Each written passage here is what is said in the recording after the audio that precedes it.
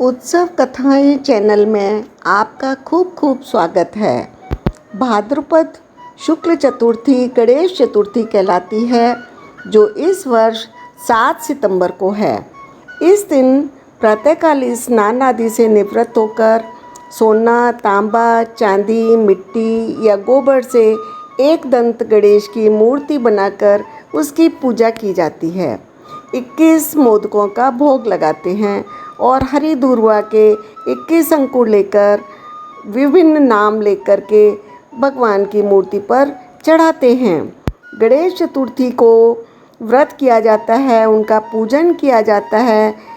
कुछ लोग गणेश की मूर्ति को चांदी के बरक लगाकर श्रृंगार करके मोदक लड्डू का भोग लगाते हैं, लेकिन कुछ विद्वानों के हिसाब से चांदी का बरक जो है वो आंतों में रख कर के बनता है, जानवरों की आंतों में रख के बनाया जाता है, इसलिए वो इस तरह से चांदी के बरक लगाने को निषेध करते हैं। इस पूजन में गली गली में गणेश भगवान की मूर्ति बैठाकर महिला, पुरुष, बच्चे डांडिया नृत्य करते हैं, रात्रि जागरण करते हैं, उनके आगे भजन संध्या करते हैं।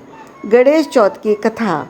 एक बार भगवान शंकर स्नान करने हेतु कैलाश पर्वत से भोगवती नामक स्थान पर गए। उसी समय घर पर पार्वती के स्नान करते समय अपने उबटन का एक पुतला बनाकर उसे सजीव कर दिया। उसी का नाम देवी ने गणेश रखा। गणेश को देवी ने आज्ञा दी, मैं स्नान कर रही हूँ, जब तक बाहर से कोई प्रवेश ना करे। थोड़ी देर में शंकर जी आ गए और घर के अंदर जाना चाहा, तभी गणेश जी ने उन्हें रोक दिया। टेढ़ी भ्रकुटी वाले शिव जब अंदर पहुँचे तो शैलजा ने समझा कि विलंब होने के कारण कुपित हो रहे हैं, इसलिए शीघ्र ही 2 पात्र में भोजन परोस लाईं। 2 पात्रों में भोजन लगा देखकर शिव जी ने पूछा, यह दूसरा पात्र किसका है? पार्वती बोली, जो बाहर दरवाजे पर पहरा देने वाले मेरे लाडले पुत्र गणेश का है। यह सुनकर शिव जी ने कहा, मैंने तो उसकी जीवन लीला समाप्त कर दी, वह मुझे अंदर ही नहीं आने दे रहा था। पार्वती बहुत दुखी हुई और प्रिय पुत्र को पुनः जीवन के लिए देने के लिए आग्रह करने लगी। पार्वती को प्रसन्न करने के लिए शंकर भगवान ने अपने गणों को कहा, जो माँ अपने बच्चे के पुट फेर कर सो रही हो, उस बच्चे का सिर ले आओ। उन्होंने एक हथनी को देखा जो अपने नवजात शिशु से मुंह फेर कर सो रही थी। गण उस बच्चे का सिर काट कर ले आए और उस बालक के धड़ से जोड़ दिया गया। तब पार्वती ने कहा, यह बच्चा कुरूप हो गया है, मुझे नहीं चाहिए।